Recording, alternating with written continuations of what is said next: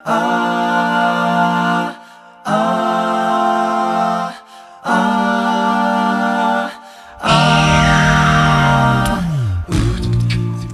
have sort of 1 week to fill in, and I'm going to try, when I have these opportunities, to come back to our congregational theme for 2024, Blessed are the Peacemakers. That phrase, of course, is taken from the Beatitudes at the start of the Sermon on the Mount in Matthew chapter 5.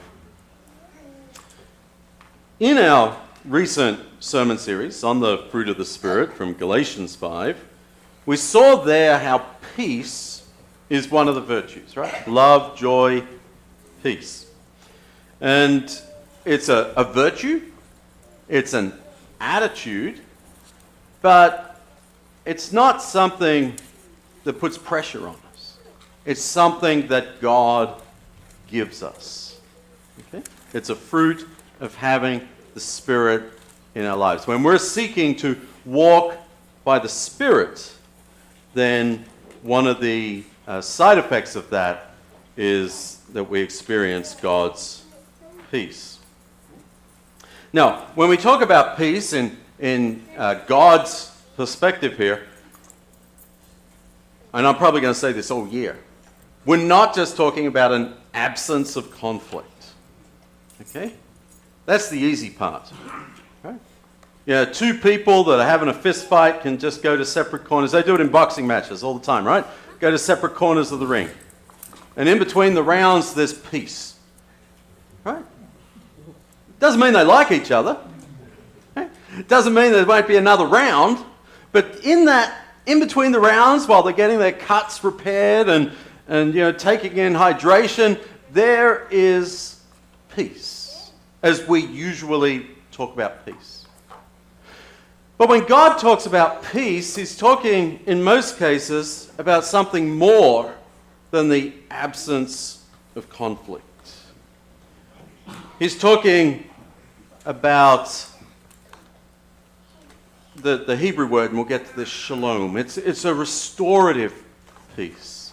It includes the concept of one of those boxers coming together at the end of the fight and actually applying Vaseline to each other's cuts. Right? That now the conflict that was there is over, and peace is a good relationship between those two people.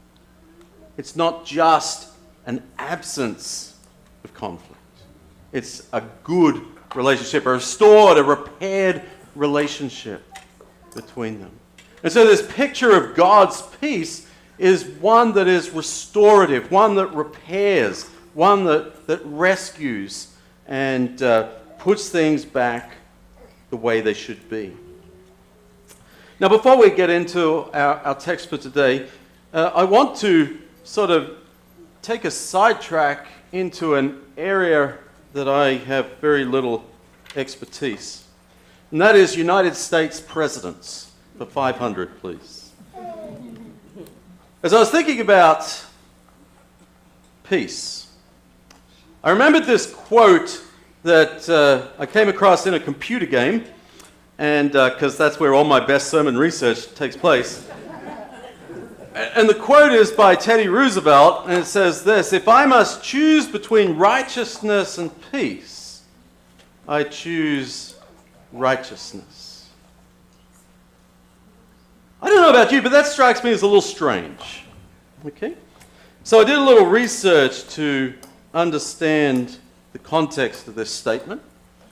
And it turns out that Teddy Roosevelt, early 1900s, talked a lot about righteousness. It was one of his favorite words when he described his vision for the country. He wanted it to be a country of righteousness. Now, as I understand it, by this, he meant doing the right thing. Doing the right thing. And I know that I'm oversimplifying, but he wasn't using this word in a biblical way, even though to us it strikes us as a biblical word. He and many others of his era, tended to describe or view the world through a lens that was black and white, good and evil. And so you were either on the side of good or righteousness, or opposed to righteousness, which puts you on the side of wrong and evil. Now, one of the good things about being president is you get to define what righteousness is. So you were either on his side, the righteous side, or you were on the evil side. So that's a slightly different definition, but it was such a part of his speeches and his approach to life that one of his biographies that you can still get on Amazon actually has the title, Theodore Roosevelt, Preacher of Righteousness. And he was a man of faith, and that's a whole another conversation. I want to, because this quote sounds so strange, I want to look briefly at another of his quotes on the topic, and it also comes from 1915. And he wrote this in a sort of a personal letter that I guess came to light later. He says, "I am a genuine believer in peace, but I believe in righteousness first. And I think that the pacifist people, pure and simple, who exalt peace above righteousness, are, however unwittingly, doing the work of folly and wickedness." Like I say, he sees things fairly black and white. And so, if you don't rank righteousness above peace, you're doing the work of folly or foolishness and wickedness. Now, to better understand where he's coming from, the date on this letter is important. 1915. Anything going on at that point in time of history? There was this little conflict over there in Europe. Started in 1914, finished in 1919, called World War I. Maybe not at the time. At the time it's called the Great War. And the United States was trying to decide whether or not to join the conflict or not. Whether to support the Allies, the British, or to just stay out of it. And so when he talks about the pacifist people, he is particularly targeting those that are opposed to joining World War I, to participating in World War I. His argument is that it's the right or righteous thing to do, and that we have to do the right thing if we're to ultimately achieve peace. So we go to war, and of course World War I was just a horrific loss of life, as it was the traditional trench warfare or battle lines warfare, only with ammunition instead of swords and arrows. So huge loss of life.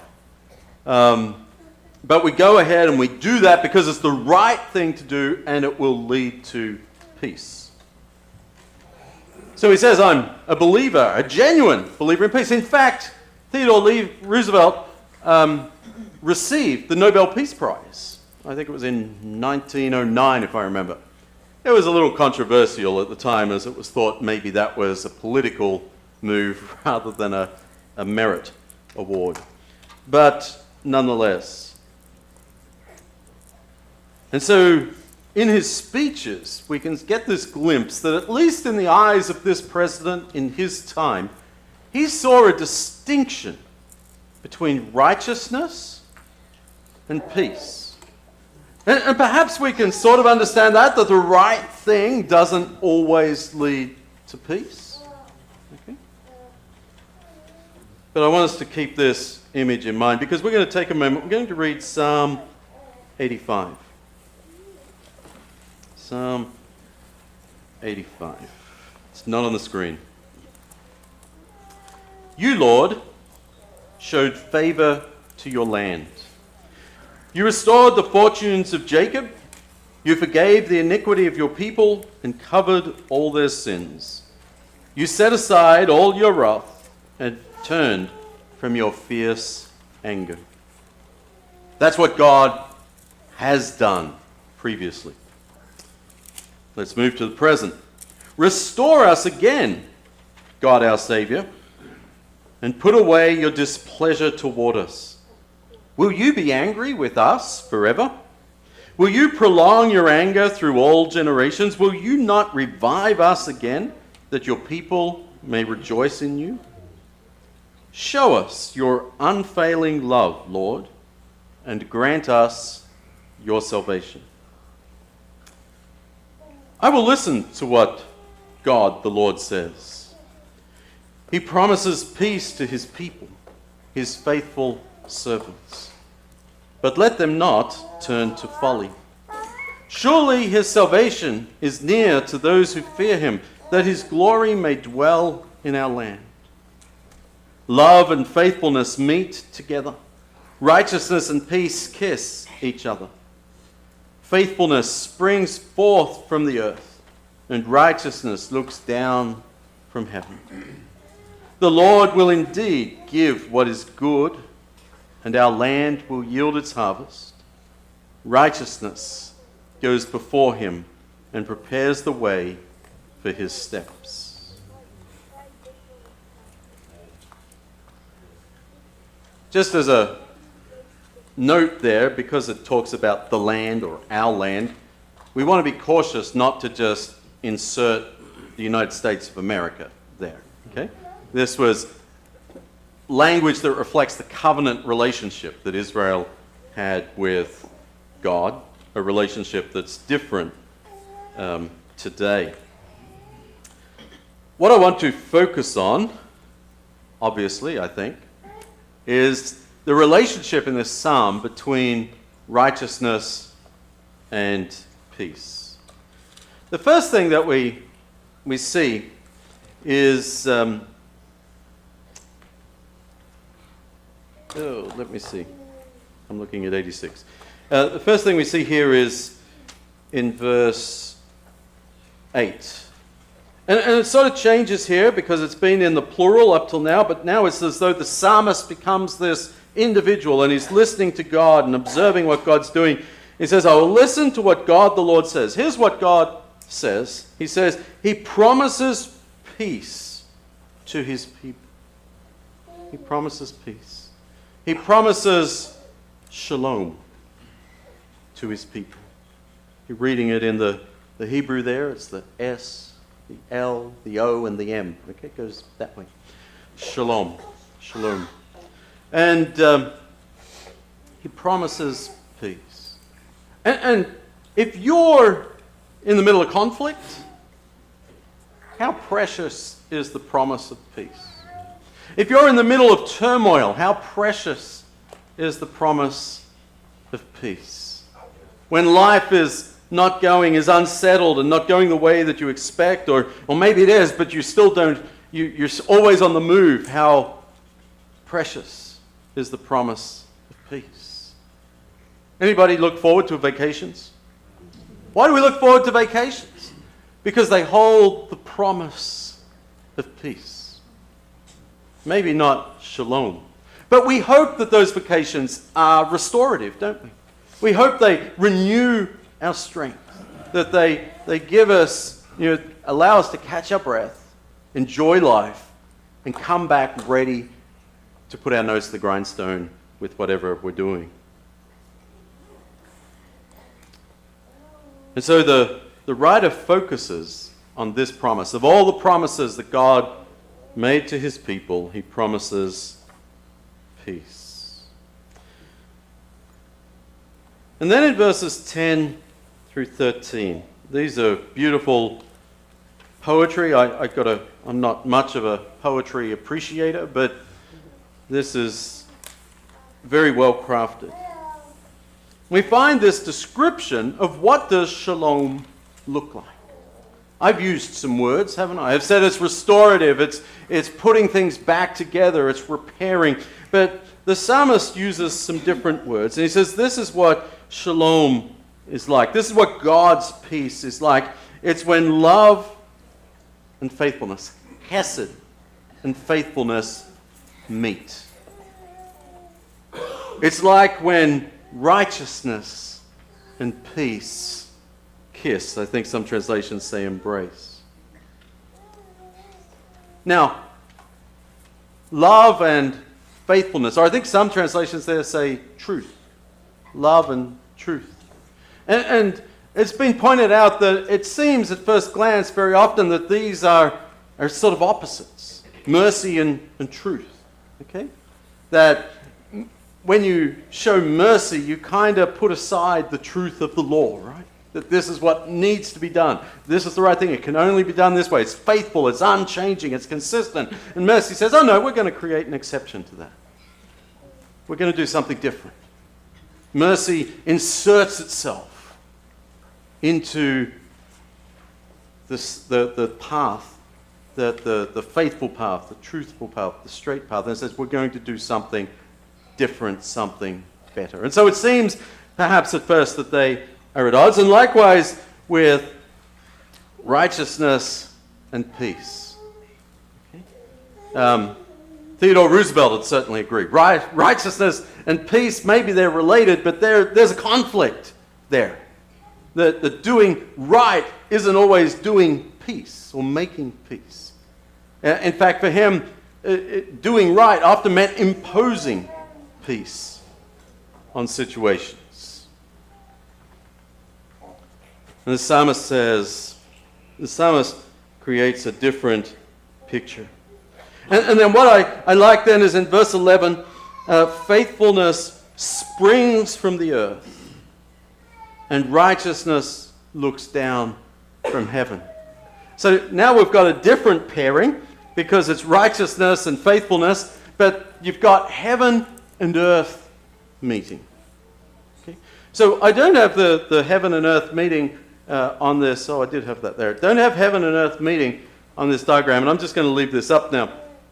But what we see is the pairing of love and faithfulness, of righteousness and peace. And it's not a competition.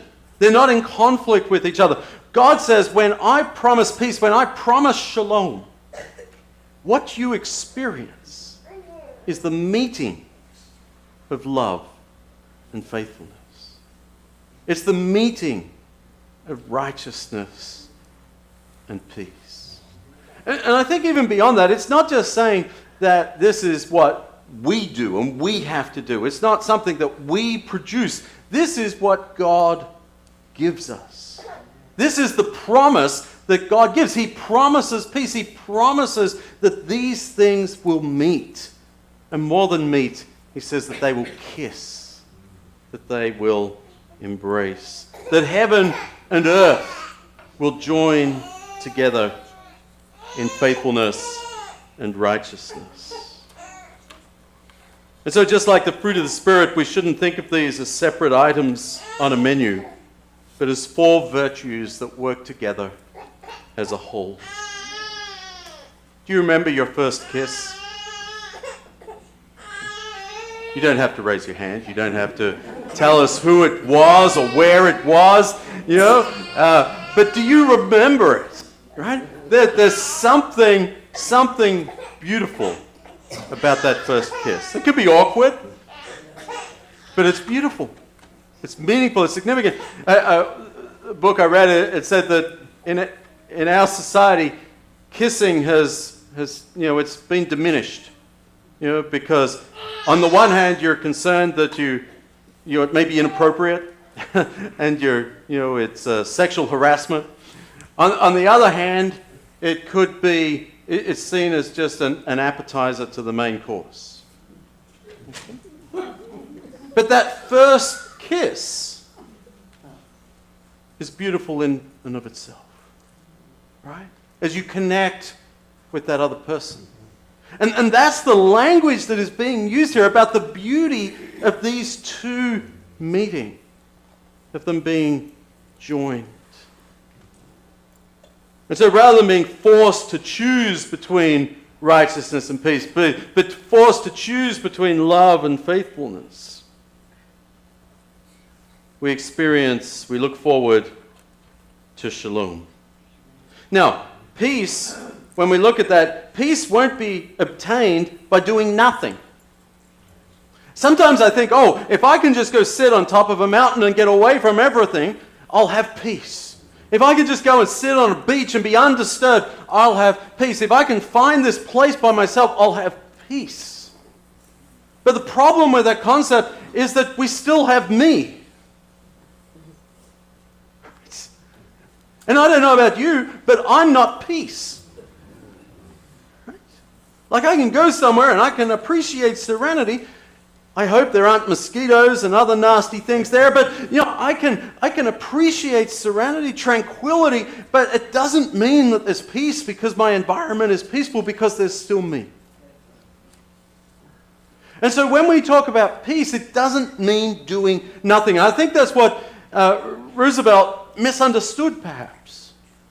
He said those people that put peace above righteousness, they're doing nothing. They're just sitting back and doing nothing and letting evil, advance through the world. And in his mind, righteousness was activity. Righteousness was doing things. Righteousness was making things happen. It was what you did that was righteous. But peace, when it's paired with righteousness, is active. It does what is right. But it does so in a way that is not destructive. It does so in a way that repairs, that is restorative. We live in a fallen world. I understand that nations have armies. I understand how the world works. But we're talking about what God is going to bring, what He's promising. He's promising that these two seemingly contradictory or opposing values can be brought together. And when they do, it's beautiful. And the psalm talks also in more practical terms. It describes the restoration of the land, the crops that the land will produce. Peace for God's people is something that can be experienced in this world. Because I think sometimes we look at that and we say, oh, you know what that's describing? That's describing eternity. Right? But that's not what the psalmist says. No, the psalmist says that this shalom, this can be experienced. It'll be peace. It'll be shalom in the land. The land will prosper. The crops will grow. We'll bring in the harvest. And so it's something that we can live into in the present. We don't just sit back and go, oh, that's so idealistic. That psalmist is such a dreamer. It's something that we can work for now, that we should work for now. It's something that God promises His people. Not something just in the afterlife, but something to look for in our life. We read earlier from Acts chapter 10. And in Acts chapter 10, the Apostle Peter is, for the first time, hanging out with Gentiles. And it's really stretching him. It's taking him to uncomfortable places. And he's saying, really? I'm going to sit down and eat with Romans? God, you want me to do this? And so he has this moment of revelation. And he says, I now realize how true it is that God does not show favoritism. He accepts from every nation the one who fears Him and does what is right. You see, there's this action, there's this doing of right, this righteousness. But there's also a breaking down of walls. Right? You see, the big groundbreaking revelation for Peter is that God's breaking the barriers between nations. He says we accept people from every nation. Now, what do we call that? We call it peace, don't we? When the barriers have been removed, when we're working together, when there is a place for everyone at the table, it's a place of peace. He says for the people who are doing right. But I want to keep reading because I think what he says next is something that we may overlook a lot. You know the message God sent to the people of Israel, announcing the good news of peace through Jesus Christ, who is Lord of all. Good news, also known as gospel. the good news of peace through Jesus Christ. How do we think about the gospel? Because here it's not described as the good news of joy. It's not the good news of heaven. It's not even the good news of forgiveness or the good news of salvation. It's the good news of peace. And I'm sure to a Hebrew mind, which Peter was, the centurion wasn't, but the good news of shalom through Jesus Christ. Jesus allows us to experience God's peace in the present. I think Roosevelt is right in that doing the right thing can get us in trouble. But the psalmist describes that righteousness, which is something that God gives us, leads to peace. And I wonder, have you seen righteousness and peace kiss? I think of all the healthcare professionals during COVID.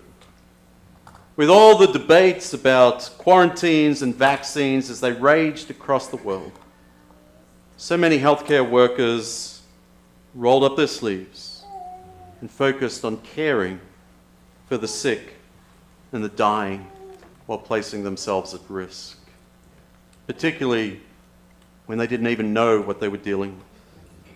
When righteousness and peace, shalom, restoring, making things the way they should be, when righteousness and peace kiss, it's a beautiful thing. I think of teachers.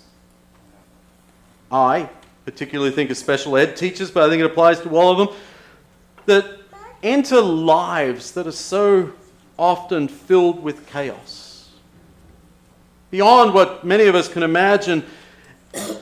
And they seek not only to educate, but to restore calm, to represent peace, value, purpose, belonging, and safety. When righteousness and peace kiss, it's a beautiful thing. I think of those in law enforcement. And yes, it's often those who value their sense of righteousness above peace who make headlines for controversial acts of violence. But if you look, there are examples of officers responding to calls for noisy kids in the street who then get there and join the kids in their basketball games. There are officers forming a barricade protecting a demonstration that take time to talk to the protesters.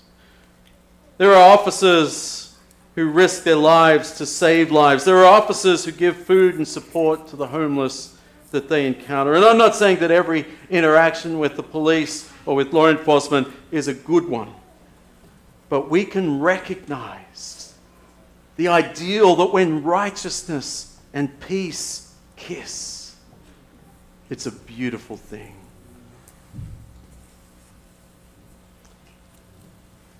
I found this exercise that I want to leave you with today in a book that I read.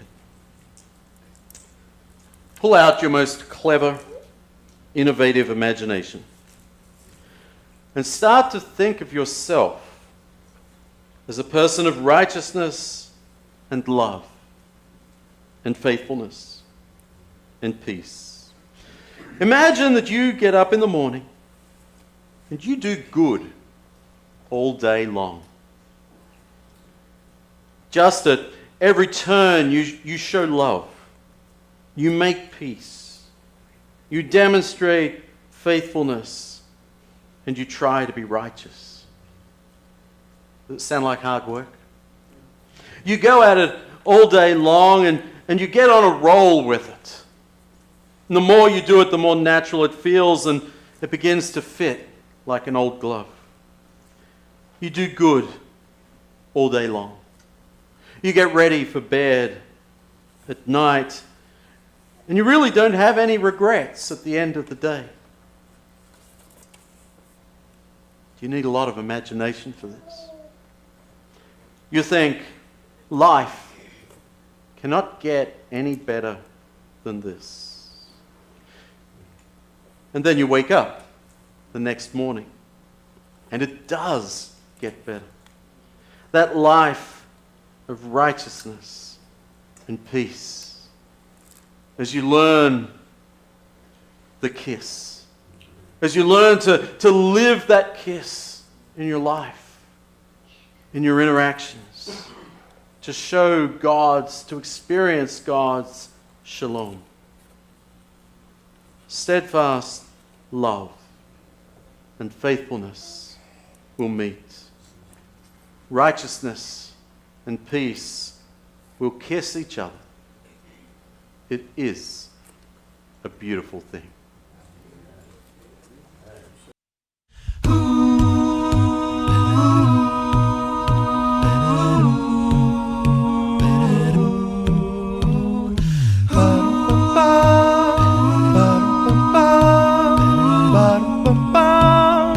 Bottom